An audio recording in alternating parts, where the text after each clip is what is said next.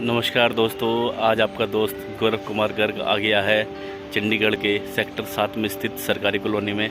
आज हम देखेंगे सरकारी कॉलोनी किस प्रकार की होती है और सरकारी मकान अंदर से किस प्रकार दिखाई देते हैं। तो दोस्तों शुरू करते हैं और देखते हैं सरकारी कॉलोनी को। दोस्तों अब हम इस कॉलोनी के एंट्रेंस पर आ चुके हैं। यहाँ पर CPWD का बोर्ड लगा हुआ है। ये अन्य बोर्ड है जो कि टूरिंग हॉस्टल का बोर्ड है। और ये आप देख सकते हैं, ये सेक्टर 7 का मेन मार्केट है जहाँ पर आपको पेट्रोल से लेकर सुई तक जो भी आपकी रिक्वायरमेंट की चीज़ें हैं सारी की सारी मिल जाती हैं। इस कॉलोनी में 2 मंजिल के घर हैं और यहाँ पर सारे के सारे घर बाहर से एक जैसे दिखाई देते हैं। यहाँ पर आप मकान का पता केवल नंबर से ही लगा सकते हैं। अब हम सरकारी कॉलोनी के अंदर की ओर बढ़ चुके हैं। ये आप देख सकते हैं, सरकारी कॉलोनी में सारे के सारे घरों को एक जैसा बनाया जाता है। आप पता ही नहीं कर सकते कि कौन सा घर किसका है। पेंट बिल्कुल सेम है, खिड़की दरवाजों की लोकेशन भी बिल्कुल सेम है। और आप देख सकते हैं सेंटर में रोड है, वो भी बिल्कुल चकाचक रोड है। और जो फुटपाथ बना हुआ है वहाँ पर सरकारी कर्मचारियों ने अपने वाहन खड़े किए हुए हैं। तो इस प्रकार जो सरकारी कॉलोनी होती हैं वो बहुत ही ज़्यादा सुविधाओं से पूर्ण होती हैं। किसी भी तरह की कोई भी दिक्कत नहीं होती। सबसे बड़ी बात होती है दोस्तों इसकी लोकेशन, चूँकि ये सेक्टर 7 में पड़ती है, इसलिए दोस्तों यहाँ से सारी की सारी चीज़ें बहुत ही ज़्यादा पास हैं। अगर आपको रेलवे स्टेशन जाना हो तो यहाँ से केवल 3 किलोमीटर की दूरी पर स्थित है। अगर आपको ISBT जाना है तो वो यहाँ से 3 किलोमीटर की दूरी पर स्थित है। अगर आपको मॉल जाना है जो कि चंडीगढ़ का सबसे बड़ा मॉल है, वो भी यहाँ से 3.5 किलोमीटर की दूरी पर स्थित है। पालिका बाजार और सदर बाजार यहाँ से केवल 1.5 किलोमीटर की दूरी पर स्थित है। डेली नीड के लिए मार्केट यहाँ से केवल 200 मीटर की दूरी पर स्थित है। यहाँ से सुखना लेक 1 किलोमीटर की दूरी पर स्थित है व रॉक गार्डन 1.5 किलोमीटर की दूरी पर स्थित है। पंजाब और हरियाणा के राज्यपाल का निवास यहाँ से मात्र 700 मीटर की दूरी पर स्थित है व पंजाब के मुख्यमंत्री का निवास यहाँ से मात्र 2 किलोमीटर की दूरी पर स्थित है। व साथ ही साथ एडवाइज़र टू चंडीगढ़ एडमिनिस्ट्रेशन का निवास यहाँ से मात्र 500 मीटर की दूरी पर स्थित है। व पंजाब व हरियाणा के मंत्रियों व सांसद के निवास यहाँ से मात्र 600 मीटर की दूरी पर स्थित हैं। इस प्रकार दोस्तों ये जो इलाका है वो बहुत ज़्यादा पॉश हो जाता है। अब दोस्तों हम अपने दोस्त के क्वार्टर के अंदर जा रहे हैं और आपको अंदर से दिखाएंगे कि सरकारी आवास कैसे होता है। क्योंकि दोस्तों मेरे दोस्त को अभी रिसेंटली ये सरकारी आवास अलॉट हुआ है, इसलिए इसके अंदर डेंटिंग पेंटिंग का काम रिसेंटली हुआ है। और ये मेरा जो दोस्त है इसने अपनी फिटिंग का भी काम करवा लिया है। जो भी AC वगैरह जो भी इसको फिट करवाने थे, अब हम अंदर जाते हैं। अब हम अंदर घुस चुके हैं।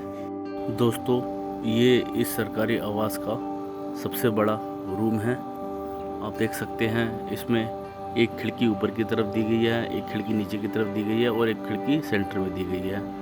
और ये एक अलमारी है जो कि हमें सामने दिख रही है। अब हम अलमारी खोलकर देख लेते हैं कि अलमारी किस प्रकार की होती है। ये देख सकते हैं दोस्तों, ये पूरी की पूरी लकड़ी की अलमारी है जो कि सीमेंट की दीवार के अंदर फिट की गई है। अब हम अन्य रूम की तरफ चलते हैं। ये इस घर का दूसरा रूम है। ये भी आप देख सकते हैं कितना बड़ा रूम है और इसके अंदर भी अलमारी की सुविधा दी गई है। ये हमने आपको खुलकर दिखा दिया है। और अब हम इसके दूसरे पार्ट की ओर चलते हैं।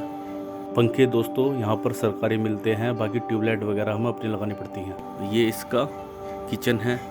किचन आप देख सकते हैं दोस्तों कितना ज़्यादा बड़ा है। इसके अंदर स्लैब की सुविधा दी गई है, वॉश बेसिन वगैरह सारी की सारी सुविधा दी गई है। ये तीसरा रूम है।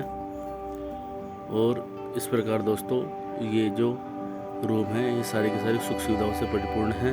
और सबसे बड़ी बात, इसमें नीचे फ्लोरिंग पर टाइल लगाई गई हैं। टॉयलेट बाथरूम दोस्तों इसका इंडियन स्टाइल का टॉयलेट है। बाथरूम में भी दोस्तों इसके टाइल्स लगी हैं, बहुत ही अच्छा है। ये आपको बाहर का नज़ारा दिखा देते हैं। ये देख सकते हैं आप किस प्रकार यहाँ पर घर के बाहर थोड़ा सा एरिया उठने बैठने के लिए दिया गया है और गाड़ी पार्क करने के लिए किस प्रकार का एरिया दिया गया है। ये आप फ्रंट से लुक देख सकते हैं, कितना बढ़िया इसका लुक है, कितना बड़ा एरिया है। फिर बाहर जो फुटपाथ है वहाँ पे कार खड़ी है। और दोस्तों आप फ्रंट से तो देख ही सकते हैं, क्योंकि पूरा खुला हुआ है इसलिए खिड़की दरवाज़ों से फुल वेंटिलेशन आता है। अब हम इस क्वार्टर के पीछे की तरफ जाते हैं। ये बाइक खड़ी हुई है और पीछे की तरफ भी काफ़ी बड़ा एरिया दिया गया है, जहाँ पर आप अपनी गार्डनिंग वगैरह कर सकते हैं। और आप देख सकते हैं ये क्वार्टर पीछे से भी फुल्ली वेंटिलेटेड है।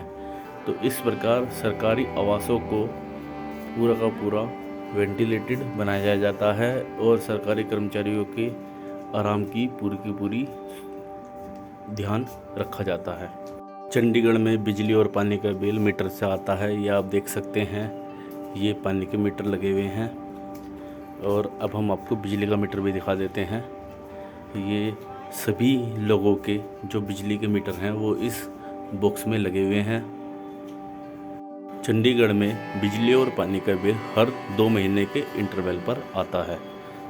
क्योंकि दोस्तों हमने पूरा क्वार्टर अच्छे से देख लिया है, एरिया को अच्छे से समझ लिया है। अब हम दोस्तों ऊपर की तरफ जाएंगे और ऊपर से देखेंगे इसका बैक व्यू किस प्रकार दिखता है। फ्रंट व्यू तो दोस्तों हमने देख ही लिया था। क्योंकि दोस्तों इस क्वार्टर की लोकेशन बहुत ही ज़्यादा प्राइम है। ये आप देख सकते हैं, पीछे स्पोर्ट्स स्टेडियम है जिसको स्पोर्ट्स कॉम्प्लेक्स कहते हैं। यहाँ पर बच्चों के खेल कूद की सारी सुविधा सरकार द्वारा दी जाती है। और यहाँ का जो चार्ज होता है वो मात्र 100 या 50 रुपये होता है 1 साल का।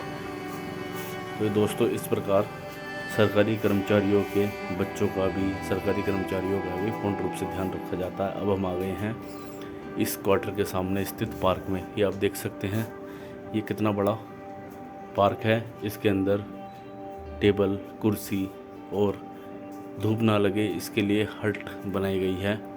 और इस एरिया में कम से कम 6-7 पार्क हैं जहाँ पे बहुत सारे झूले वगैरह भी लगे हुए हैं। तो इस प्रकार हमने सरकारी कॉलोनी व सरकारी आवास की सुविधाओं को जाना।